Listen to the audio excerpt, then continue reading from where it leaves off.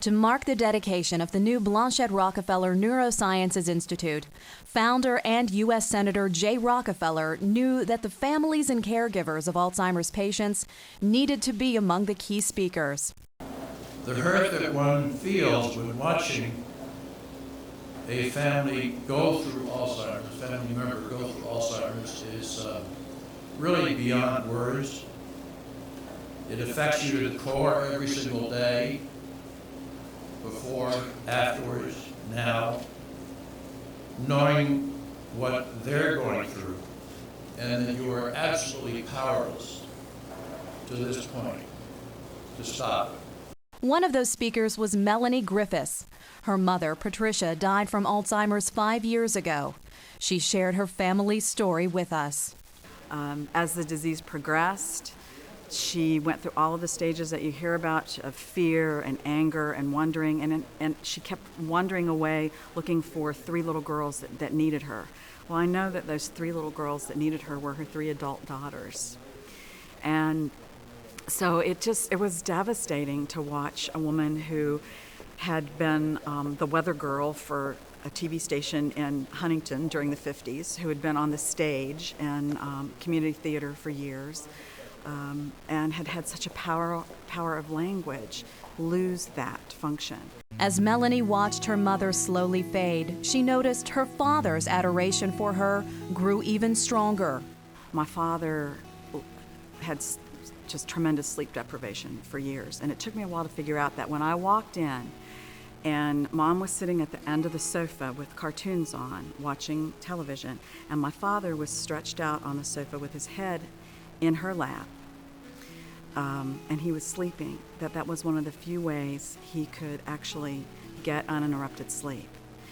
And if she moved or was going to run away, because she could have burned the house down, she could have harmed herself, fallen, any number of things, he needed to know. And so he worked out his own little alarm system that he could catch 40 winks with his head in Mom's lap. And what to me was so amazing about that is that it gave her an opportunity to be loving to him, because she would play with his hair and stroke his forehead while he was sleeping.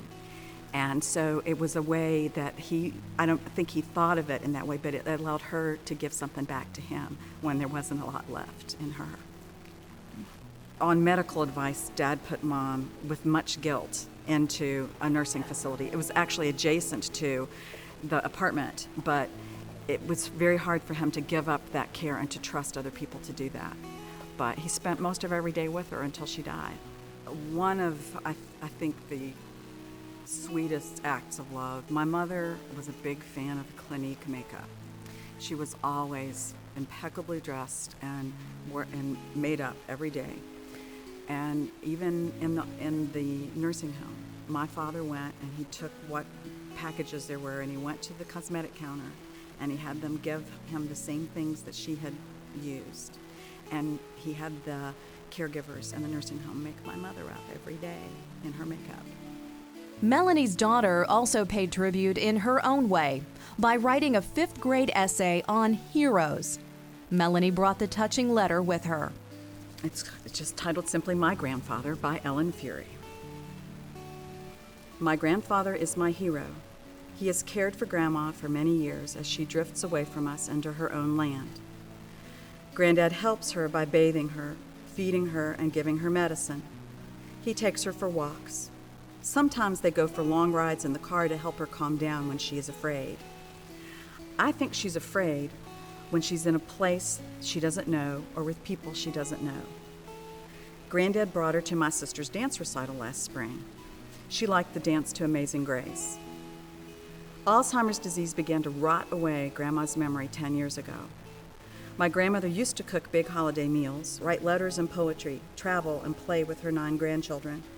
A few years ago, we began to see her changing. She began to have trouble speaking and made jokes to cover up her mistakes. Her cooking changed. Sometimes it wasn't very good. She began to lose things. One year, she mixed up all the Christmas presents. Now she's barely speaking. Sometimes Grandma speaks 1 or 2 sentences a day. If not, my grandfather speaks for her. He seems to know what she wants to say.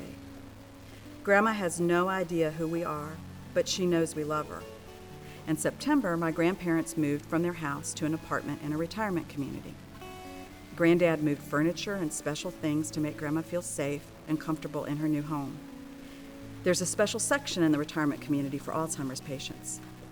My grandfather chose the apartment next to this facility. Grandma can stay there when Granddad can no longer take care of her by himself. A hero to me is someone who cares for and helps other people.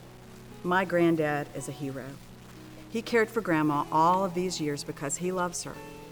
Now he must take her hand and show her the way to heaven.